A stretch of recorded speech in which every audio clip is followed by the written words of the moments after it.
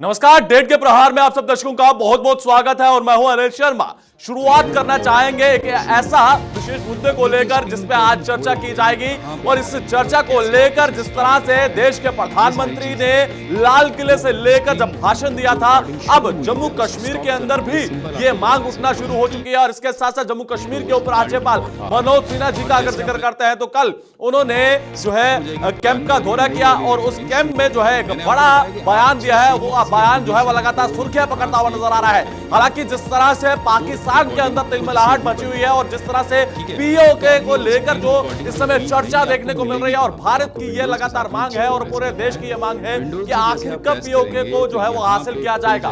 मगर आज हम आपको बताएंगे कि किस तरह से पाकिस्तान पूरी तरह से घबराया हुआ है और हमारी भारतीय सेना और देश की सरकार और जम्मू कश्मीर की बात करते हैं तो जम्मू कश्मीर में किस तरह से उपराज्यपाल जो है इस पर बड़ी बात कहते हुए नजर आए हैं और जम्मू कश्मीर को लेकर क्या उन्होंने कहा है। मगर उससे पहले आज हम आपको याद दिलाना चाहेंगे रक्षा मंत्री राजनाथ सिंह का वो बयान और देश के प्रधानमंत्री का लाल किले से वो भाषण। और इसके साथ साथ आज हम आपको बताएंगे कि जम्मू कश्मीर के उपराज्यपाल मनोज सिन्हा ने इस पर क्या कुछ कल कहा था और किस तरह से उनकी आंखें नम हुई।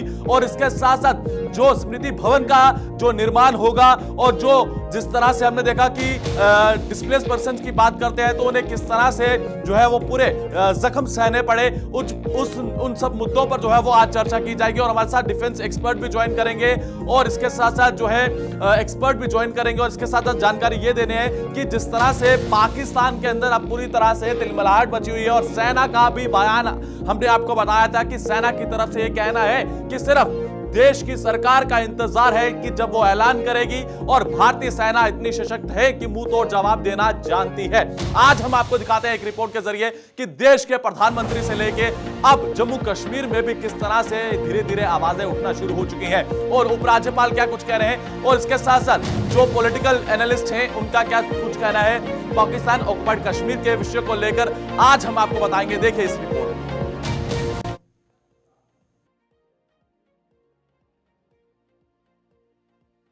पाकिस्तान के लोगों ने, गिलगिट के लोगों ने, पाक ऑक्युपाइड कश्मीर के लोगों ने, वहां के नागरिकों ने जिस प्रकार से मुझे बहुत बहुत धन्यवाद दिया है, जिस प्रकार से मेरा आभार व्यक्त किया है, तो मेरे 125 करोड़ देशवासियों का आनंद है, वो मेरे 125 करोड़ देशवासियों का सम्मान है कि हमारे जिन इलाकों पर उसने अपना अनधिकृत कब्जा जमाया हुआ है वहां के लोगों को उसने कितने अधिकार दे रखे। मानवाधिकार के नाम पर मगरमच्छ के आंसू बहाने वाला पाकिस्तान इन इलाकों के लोगों की कितनी चिंता करते हैं या आप भी जानते हैं और ये हम भी जानते हैं। इन अमानवीय घटनाओं के लिए पाकिस्तान पूरी तरह से जिम्मेदार है। पाकिस्तान भी पाक ऑक्युपाइड कश्मीर में आज जो अत्याचार का बबूल बो रहा है, आने वाले समय में उसके सामने कांटे की ही फसल तैयार मिलेगी।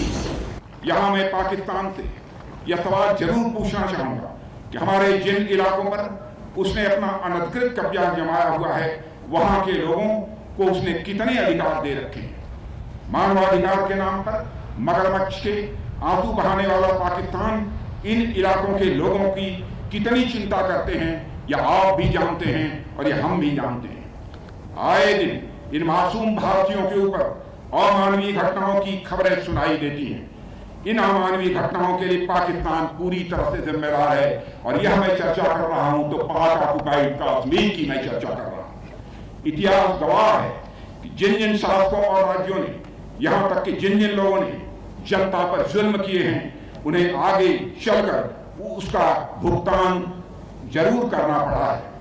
पाकिस्तान भी पाक ऑक्युपाइड कश्मीर में आज जो अत्याचार का बबूल बो रहा है, आने वाले समय में उसके सामने कांटे की ही फसल तैयार मिलेगी।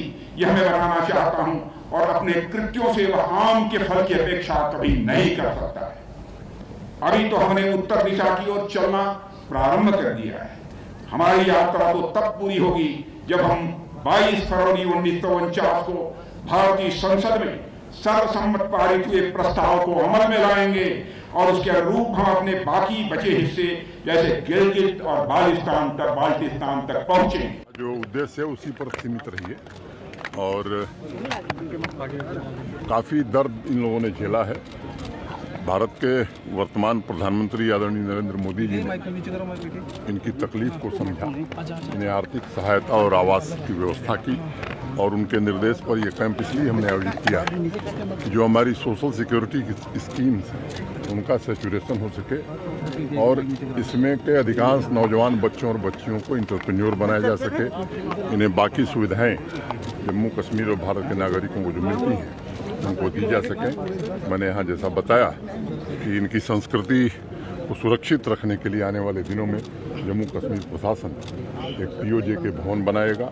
ज़मीन हमने चिन्हित कर ली है, इस महीने में वो कार्रवाई कर दी जाएगी। डिवीजनल कमिश्नर ने वो ज़मीन चिन्हित कर ली है और जहाँ इनकी रिहाइश है अवैध कॉलोनी के नाम से वो जाना जाता है, उसे रेगुलराइज किया। देखिए, कल एलजी मनोज सिन्हा साहब का पीओजे के बस्ती में जाना और उसके बारे में पीओजे के डीपीज के बारे में बात करना और उधर दिए हुए स्टेटमेंट अपने आप में एक बहुत मायने रखते हैं, जिसमें वो बात कर रहे हैं कि पीओजे के भारत का एक अटूट अंग है और पीओजे के भारत का अखंड भारत का एक हिस्सा है, उसको हम वापस लेंगे। तो एलजी मनोज सिन्हा जो जम्मू कश्मीर के हेड हैं, उनके मुंह से ये स्टेटमेंट आना एक बहुत बड़े मायने रखता है। हम देखें, अगर अफगानिस्तान की एग्जांपल देख लीजिए, अफगानिस्तान में देश उनका बिखर गया, एक तालिबान ने उसको कैप्चर कर लिया, तो राजनीति भी खत्म हो गई, पॉलिटिकल पार्टीज भी खत्म हो गई, सब कुछ खत्म हो गया। तो मुझे लगता है कि ये जो स्टेटमेंट, इसको राजनीति से ऊपर देखा जाना चाहिए, इसको इलेक्शन से ऊपर देखा जाना चाहिए। ये भारत का मुद्दा है, भारत का एक हिस्सा दूसरा देश इलीगली ऑक्युपाई कर लेता है और हम ये कहते हैं कि ये 24 के चुनाव से है। मुझे लगता है कि ये बहुत बड़ी बेवकूफ़ी है और आज के लोग जो हैं वो वेल इन्फॉर्म्ड हैं, वो चीज़ों को बहुत अच्छे ढंग से समझते हैं। तो मुझे लगता है कि जो ये स्टेटमेंट दे रहे हैं कि ये राजनीति के लिए है, चुनाव के लिए है, वो अपना नुकसान खुद कर रहे हैं। ना तो उनको मुझे लगता है राजनीति करना आती है, ना उनको राष्ट्रीय मुद्दों की समझ है और ना उनको ये समझ है कि देश के लिए, राष्ट्र के लिए सबसे जरूरी क्या है। मुझे लगता है कि एक बहुत बचकाना हरकत है जो है वह साफ तौर पर जो है देश के प्रधानमंत्री से लेके और जो पॉलिटिकल एनालिस्ट हैं उनका क्या कुछ कहना है। और राजनाथ सिंह को भी आपने सुना होगा और देश के प्रधानमंत्री की प्रशंसा किस तरह से पाकिस्तान के अंदर भी होती हुई नजर आ रही है। और इसके साथ साथ भारत की अगर हम बात करते हैं तो पाकिस्तान ऑक्युपाइड कश्मीर, जो अखंड भारत की बात की जा रही है, उसका सपना किस तरह से धीरे धीरे साकार होता हुआ नजर आ रहा है, ये अब आने वाले समय में लगातार आज हम आपको बताएंगे। मगर वहीं पर हमारे साथ डिफेंस एक्सपर्ट कर्नल साहब भी ज्वाइन कर चुके हैं और इसके साथ साथ हमारे साथ जो एक्सपर्ट इस समय पंकज खजूरिया जी हैं, वो भी हमारे साथ ज्वाइन कर चुके हैं। पंकज जी, आपका भी बहुत बहुत स्वागत है और कर्नल साहब आपका भी बहुत बहुत स्वागत है। मैं सबसे पहले कर्नल साहब जी के पास जाना चाहूंगा। कर्नल साहब जी, मैं आपसे जानना चाहता हूं, आप किस तरह से देखते हैं इस सपने को, जो अखंड भारत का सपना है और जो भारत इस समय लेके चल रहा है, और पाकिस्तान ऑक्युपाइड कश्मीर की बात करते हैं, जो जिसको लेकर पाकिस्तान ओआईसी की बात करें या फिर इंटरनेशनल लेवल पर जो इस समय पहुंचाने की कोशिश करता है और ये कहीं ना कहीं दिखाने की कोशिश करता है कि ये हमारा हिस्सा है। अनिल जी, ये हमारा हिस्सा था और आने वाले समय में एक जो पाकिस्तान इलीगली कश्मीर का हिस्सा है, वो भारत का अंग की तरह हमारे जाएगा। एक अजीब सी विडंबना है, पाकिस्तान भी हमारा था, बच्चों को पढ़ाते हैं कि कश्मीर उनका था। मुनि कश्यप के समय से कोई ऐसा समय नहीं है कश्मीर को पाकिस्तान का हिस्सा। जब भारत आजाद हुआ, कश्मीर के महाराजा ने हमारे साथ सेशन किया, कर लिया। कब कश्मीर का पाकिस्तान का इलीगल ऑक्यूपेशन जो 47 में पाकिस्तान आर्मी और कव्वालियों ने मिलकर अटैक किया, कुछ हिस्सा हमने खाली करा लिया और कुछ कारणों से जल्दी हमने केस दायर कर दिया, वरना इसका फैसला 47 में ही हो गया होता। अब इतिहास को वापस नहीं ले जाया जा सकता, तो इतिहास को सुधारा जा सकता है। मैं समझता हूँ अभी समय आ गया है, हम उस सुधार को कार्यवाही करें, अपने वापस ले, ऐसा हमारी पास किया, हमारे प्रधानमंत्री ने कहा, ने कहा, हमारे राज्यपाल उपराज्यपाल जो है मनोज सिन्हा जी, उन्होंने भी इस बात को कहा। मैं समझता हूँ हर भारतवासी को और हर देश के प्रांत के निवासी को यही भावना है कि वो लोग जो हमारा हिस्सा है वो हमारे साथ मिल जाए। कर्नल साहब मैं आपके पास वापस लौटूंगा। कर्नल साहब मैं आपके पास वापस लौटूंगा। मेरे साथ पंकज जी भी है। पंकज जी, मैं आपसे जानना चाहता हूं कि इस स्टेटमेंट को और किस तरह से आप देखते हैं, जो वर्तमान की सरकारें रही हैं उनका क्या कुछ स्टैंड रहा है इस पीओके को लेकर, आप किस तरह से देखते हैं? क्योंकि आप लगातार सेना की बात करें या फिर रिसर्च की बात करें, आपने बेहद रिसर्च इस विषय पर भी की है। मैं आपसे जानना चाहता हूं आप किस तरह से देखते हैं?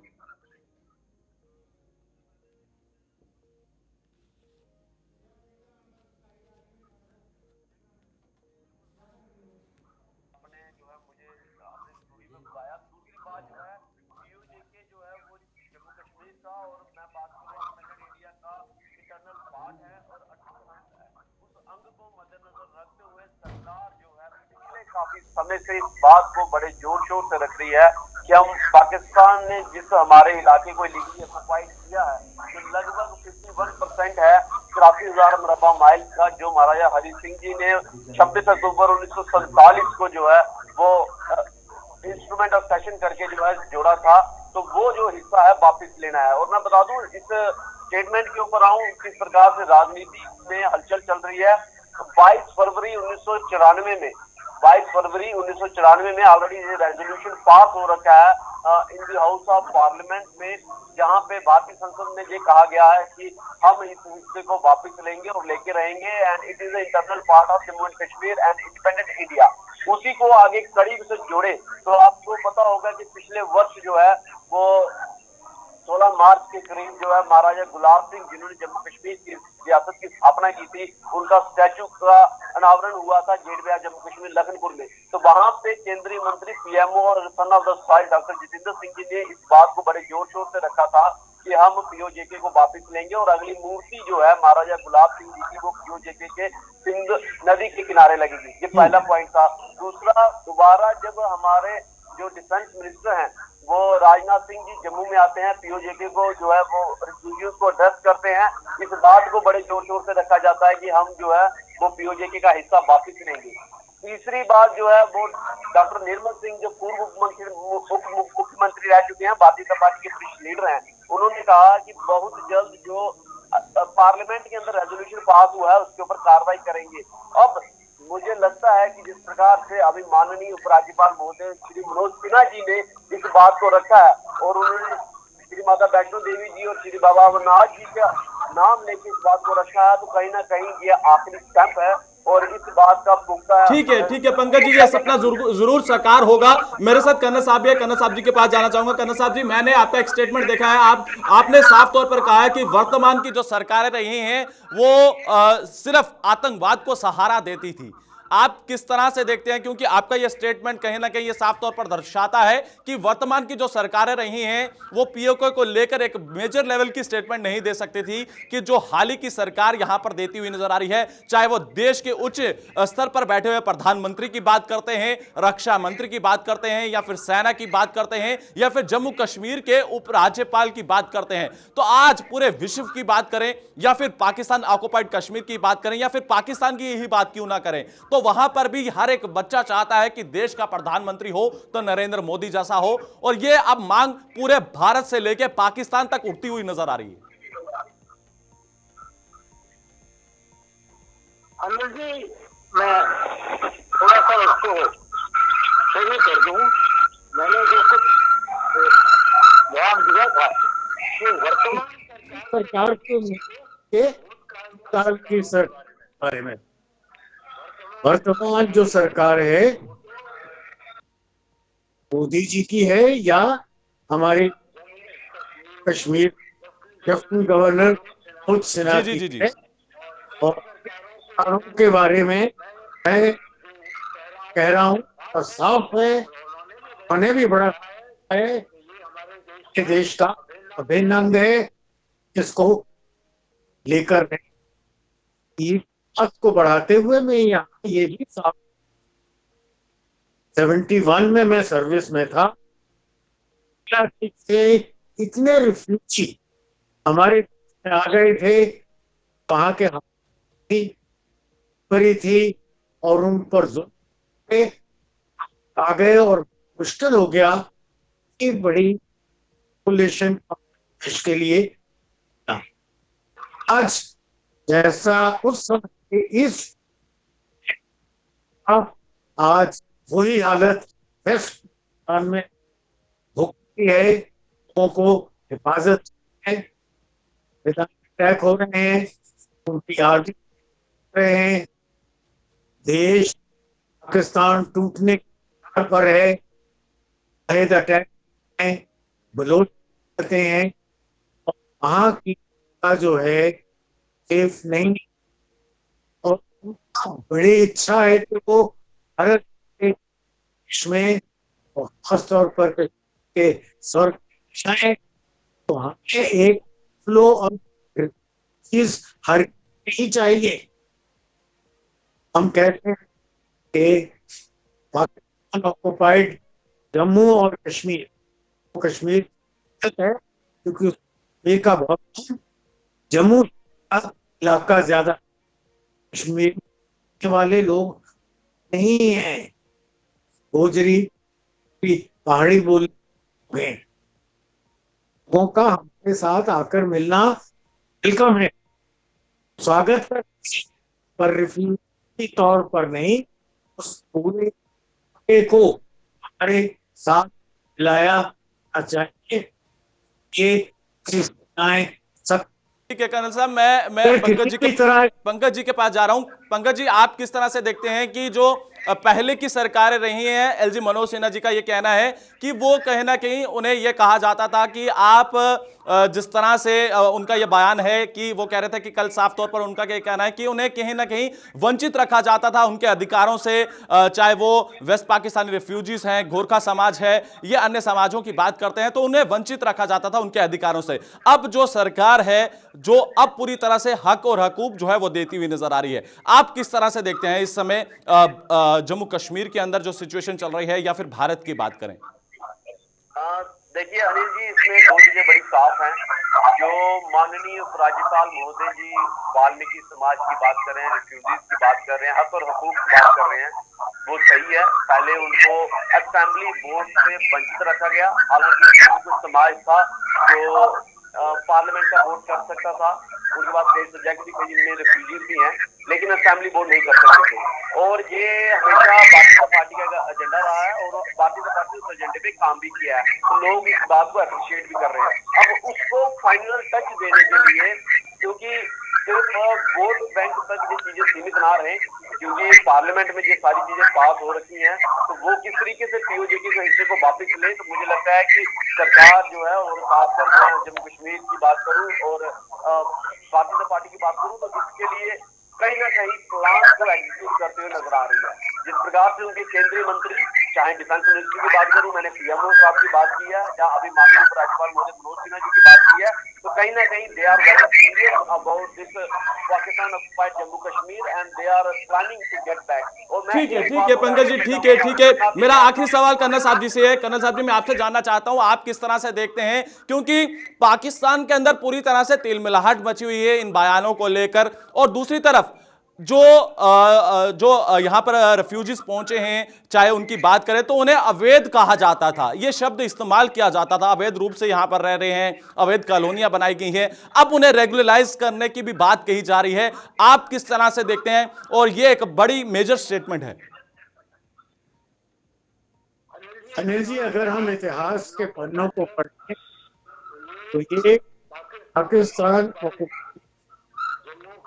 कश्मीर के लोग जो मुजफ्फराबाद के थे, के रास्ते आए, कुछ चूड़ी के रास्ते आए, ये सब इस रैली में बचने के लिए आए। क्लाइमेटिक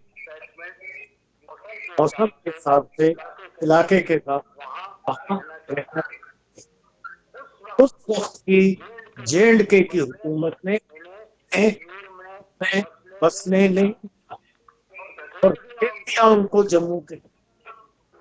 और जैसा जम्मू में हम देखते हैं चट्टा में बन गए, रिवर के इस पार बन गए, अलग अलग ये लोग धीरे धीरे रेगुलर। कर्नल साहब, एक आखिरी और बहुत महत्वपूर्ण सवाल आपसे करने जा रहा हूं और मेरे पास समय कम है, आप जल्दी से जवाब दीजिएगा। ये जानना चाहता हूं कि अगर आपको एक बार फिर से भारतीय सेना में मौका मिलता है और एक बड़ी कार्रवाई करने का आपको जिम्मेवारी दी जाती है, तो POK को आप किस तरह से हासिल करेंगे? फौज की ट्रेनिंग, फौज के जवान, फौज की दिले कभी किसी को नहीं होना चाहिए। मेरी आयु 80 वर्ष और जब। क्या बात है सर, बहुत बहुत शुक्रिया आपका हमारे साथ ज्वाइन करने के लिए। पंकज जी, आपका भी बहुत बहुत शुक्रिया। तो अभी आपने देखा कि कर्नल साहब का यही कहना है कि अभी तो मैं जवान हूं और सेना अगर मुझे मौका देगी और भारत सरकार अगर हमें मौका देती है तो हम मुंह तोड़ जवाब देने के लिए जो है वो पाकिस्तान को पूरी तरह से तैयार है। और सेना के बयानों से लेके और देश की सरकार की बात करते हैं या फिर जम्मू कश्मीर के उपराज्यपाल मनोज सिन्हा का जिक्र करते हैं तो उन्होंने साफ तौर पर क्लियर किया है कि पाकिस्तान ऑक्युपाइड कश्मीर की बात करते हैं तो किस तरह से भारत का एक अभिन्न अंग है, अखंड भारत की जो बात है उसे पूरी तरह से साकार किया जाएगा। आज के कार्यक्रम में इतना ही, कल फिर हाजिर होंगे। दीजिए इजाजत, नमस्कार।